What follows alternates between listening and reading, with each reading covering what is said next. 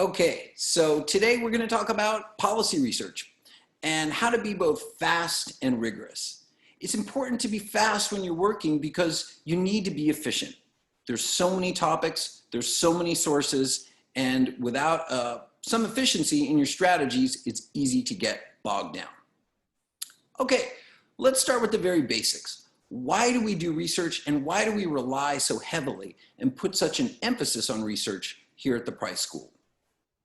The simple reason is that policymaking in this day and age is more than ever rooted in both sound theory, a lot of it coming from the social sciences, and empirical evidence, or it should at least. And the goal with rooting it in both evidence and theory is to lead to better decisions and better policies and regulations. The other problem with a lot of kind of news reporting and popular discussion about policy issues is that it comes down to what my friend Jeff Lebowski might say, just your opinion. So we're trying to avoid that as analysts. We're trying to root what we do in high quality sources and high quality research. Okay, so the what and the how. Research in the way we think of it is a little different than just going on the web and searching for a bunch of sources. The goal is to have a systematic process. And also we want that process to focus on three things. First of all, we want to focus on collecting data or information about the world. Secondly, we want to focus on documenting what we've collected and how we've collected it so it's replicable by other scholars. And lastly, we want to focus on analyzing and interpreting the information we gather. So we're not just here to find facts and regurgitate them. The goal is to analyze, interpret, and provide insights. So research is a systematic inquiry. And because of that, we're not just interested in facts and figures about the world, but we're also interested in finding concepts, theories, frameworks, and methods that provide us analytical tools, all with the goal of creating insight when we do research and when we do analysis. So let's start with first steps, right? Building on what Bardach and Patashnik talk about in section 2 of the Eightfold Path, they say the first step is simple. Start with what you know and then branch out by consulting documents and people. Documents in Bardach and Patashnik's parlance could be anything from a journal article to a newspaper report, think tank and government research, to data sources. People can include experts, administrators, and the public. Now, I'll point out that in PPD 554, we typically don't do a lot of interviews. However, when you do your practicum and other classes, talking to experts, talking to practitioners, and talking to the public can be incredibly enlightening and really efficient way to gather information about a problem or a topic.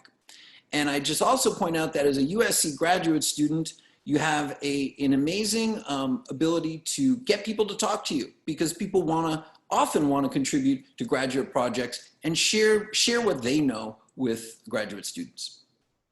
Okay, so your first task when you set out to do research is to find sources and then evaluate these sources, right?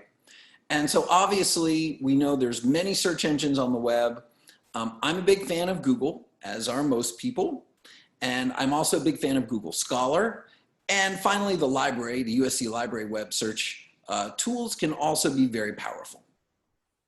I put all three of these in here, even though this is pretty obvious, because if you just use Google Scholar or you just use the library, you can miss important and relevant and contemporary information, right? News reports, blog posts, other kinds of information that you might not get from Google Scholar or even from the USC Library. So I list all three, and I always recommend to students when they're starting a project to spend at least a few minutes looking at what each source turns up and then comparing that and seeing what kind of information you're finding. So high quality research, what do we mean by that? High quality resources. So Because the policy analysis is rooted in the social sciences, we generally tend to hold peer review journal articles up as the sine qua non of research sources, right?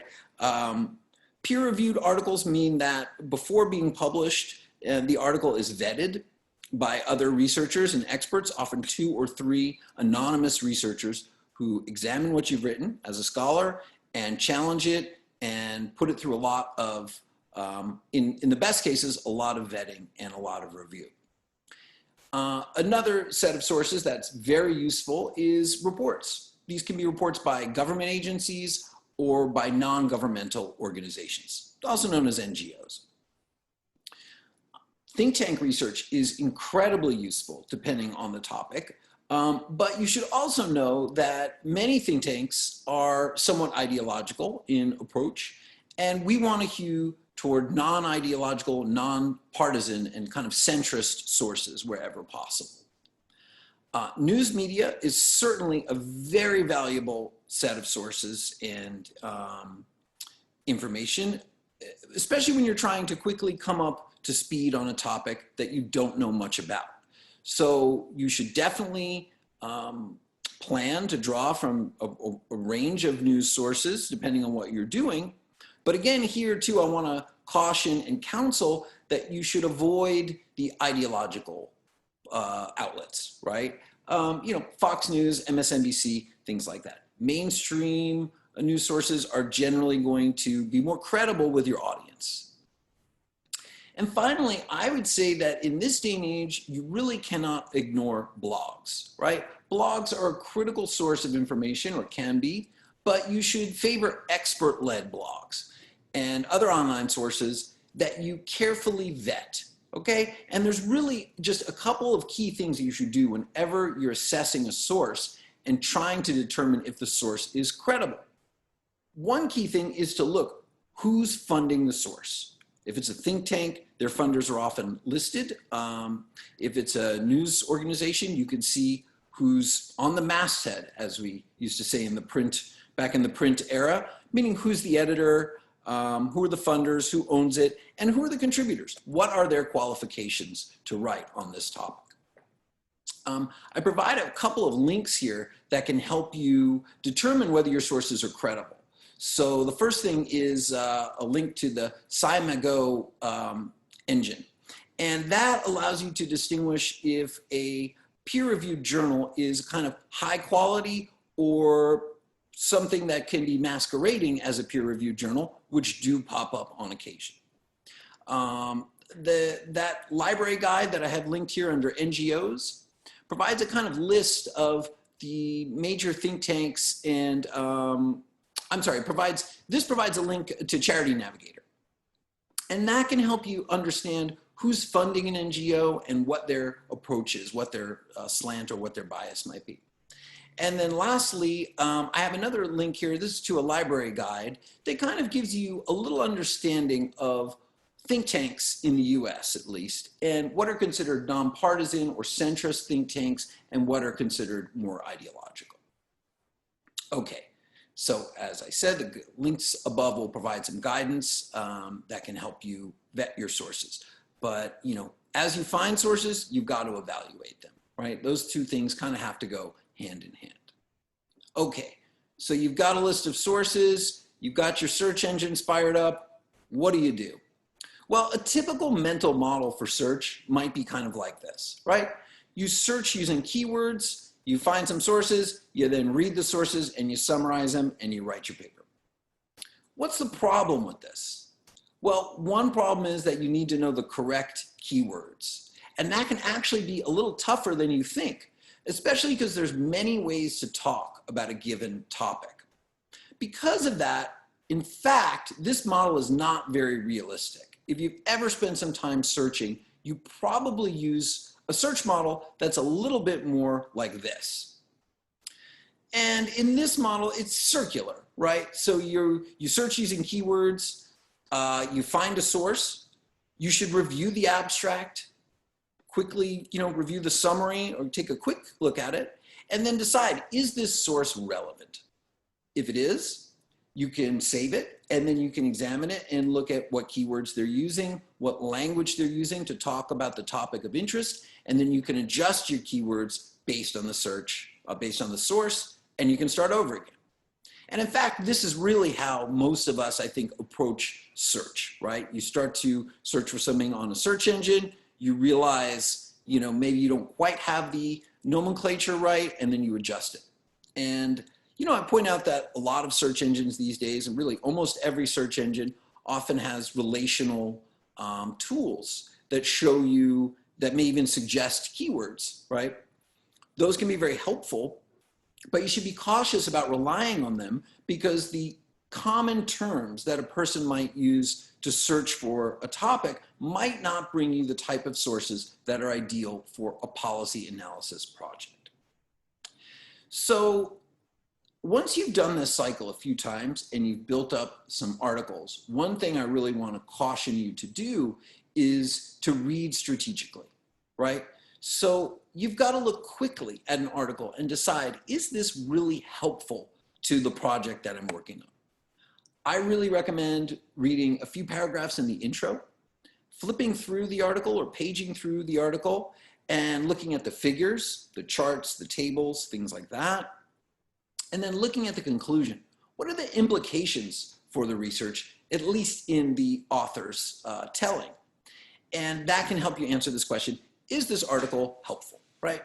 And if the answer is yes, then you can put it in a pile that you're going to delve into in more depth, and then summarize and maybe turn into an annotated bibliography. And if not, you can figure out, how do I adjust the search terms? So one thing I really want to caution you is that building up a huge file on your desktop with 20 or more sources does not equal doing research. That just means you've downloaded a lot of articles. You've got to do the work of reviewing them, thinking about whether they're relevant or not, and then if they are, taking some time to review them and summarize them and extract what you think will be useful for your project. And I would say that, especially at first, as you're learning how to do this in the context of a policy project, that may be time consuming to do, right? You mean reading journal articles or long technical reports or government reports that can run to hundreds of pages. So learning how to hunt through a document and find what's relevant is a really key skill. And I promise you that although it can be a little intimidating at first, with practice and with attention to what you're doing, you'll quickly get faster and you'll get better at it. A couple of tips for searching, right? That, again, these are pretty obvious, but I think they're worth pointing out. First of all, you can use and or plus sign, depending on what search engine you're using, to search for one or more keywords together, right? If you search for something like electric vehicles, which I'm doing for a project I'm working on in my other capacity, you might find, millions of hits, right? So if you search for electric vehicles and consumer market segmentation, which is the topic I'm focusing on right now, then you're going to narrow down what you're finding. And again, we are living in a world where there's so much data and so much information that finding something on a search engine is easy. Finding the right thing on a search engine is quite a bit harder. And being able to narrow down your search is really essential. The Northeastern article that I have linked there also has some really nice tips on using other operators. So you can try truncation using the asterisks, and you can try using this wildcard symbols if you don't know exactly, for instance, how a word might end or how a phrase might end. Also, I would be remiss if I didn't direct you to the USC Library Guide. It has excellent resources about how to search efficiently and effectively online. Okay, so I want to pause for a second and bring in another concept that Bardach and Patashnik talk about. They make a distinction between evidence, information, and data. And I think it's an important distinction to spend a few minutes talking and thinking about. So they tell you in step 2 that your goal is to assemble some evidence, right? And that sounds rather straightforward. The problem is, and so just to define evidence, evidence is info about significant features of the problem that's relevant to understanding or solving it. The problem is that evidence can be a little hard to find. Evidence often requires you to study data, to put it in context by using other data and thereby creating information, and then from that, figuring out what is the most relevant information for the topic you're working on and creating evidence from that information. So I just created this little simple animation here to show you that oftentimes you're starting with a desire for evidence, right? You're writing on a topic and you're saying, I know I need something to support this point. And you might then delve into, for instance, perhaps an expert-led blog. And you might find some information, right? Which is data that's been categorized and contextualized. However, a good researcher is not going to stop at information. They're going to delve down another layer and they're going to look at the data that goes into that information. On the other hand, you can also work from data up to information and up to evidence. And in that sense, you could start by researching some facts about, for instance, the adoption of electric vehicles in California. And you could have a statistic. You could say, electric vehicles represent 5% of the market in California. So without any context, it's hard to know what that means, right? 5% sounds like a very small number. But in fact, when you compare California's adoption rate or electric vehicle sales rate to other states, you see that it's many times higher.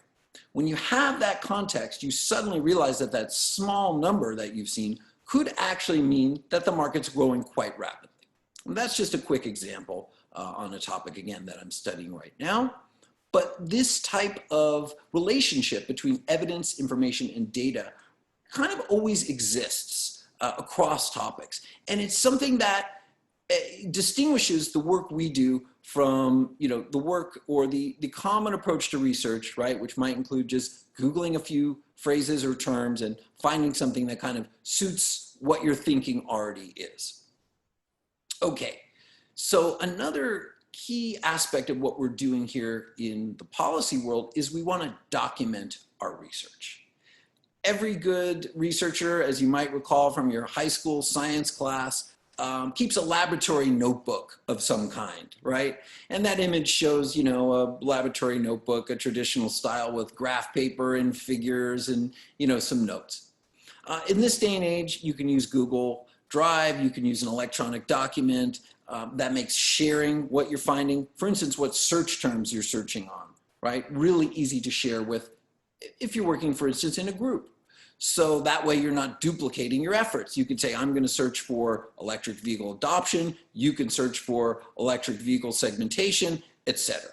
Right? Again, this is all with the interest of making you both fast and efficient in what you're doing and also ensuring a robustness to what you're finding, a rigor to what you're finding. We don't want to just be finding any old source, typing in phrases willy-nilly, and not keeping track of what we're doing. That's not going to help you in the policy world. You need to document your research. Again, you could jot it down in a notebook like you see there. You could put it in an electronic document, but you need to keep track of what you're doing so that it's replicable, and understandable by other people you're working with. Okay, so keeping track of your research will help you share your process and your findings. It will improve the replicability, as I've been saying, and it will be useful when you write memos. You can describe your process, say what search terms you used, what search engines, and what you found. Okay, I'd also point out that you could also go directly to an annotated bibliography. They're very basic and challenging to put together. They're a great tool. I highly recommend them when you're starting a research project. And they're also a great way to share the work of doing research on a topic. Usually an annotated bibliography has a citation at the top in APA style, please. We're using American Psychological Association, APA 7. And you can then provide a short summary of the relevant points. Often I like to talk about kind of the research question, the major findings, and the methods. And then you can also provide some commentary, right? This can be in normal, natural language if this is a document that's just going to be used internally. You could say to, for instance, your teammates or yourself, hey, I think this source is really relevant for, because it helps us understand our methods. Or provide some kind of information or data that we'll use for a certain section of the report. So don't underestimate the importance of documenting what you do. And again, this is a way we're distinguishing the type of research we do in academia and in policy analysis in particular from the type of research that you may be, that's more commonly done, right, when you're looking at any old topic on the web. Because really these days we're all doing research. Anytime you use a search engine, you're doing research of some kind, but the goal here is to be systematic, to document what you do, and to be able to explain it to your readers and perhaps to your group. Okay, so quick summary. Policymaking in our complex world requires empirical evidence, which in turn requires data and information. So when you begin with a project, start with what you know. And Bardach and Patashnik have a nice discussion of how you can use a memo, right, to kind of rough out what you might know about a topic or what you think you might need to know. Then start by searching documents, right? Search, adjust your keywords, search again, and find some relevant sources. As you're doing that, check your sources, make sure they're high quality using the links provided above and other tools. And then as you find things that are relevant, document what you're finding, document the search terms you're using, and document your process, and that'll allow you to easily integrate your work into your final project. Okay, so remember also that data is nice, but evidence is better. So thank you very much. I'm looking forward to meeting you all, and I'm looking forward to seeing some amazing work. Let me know if you have questions.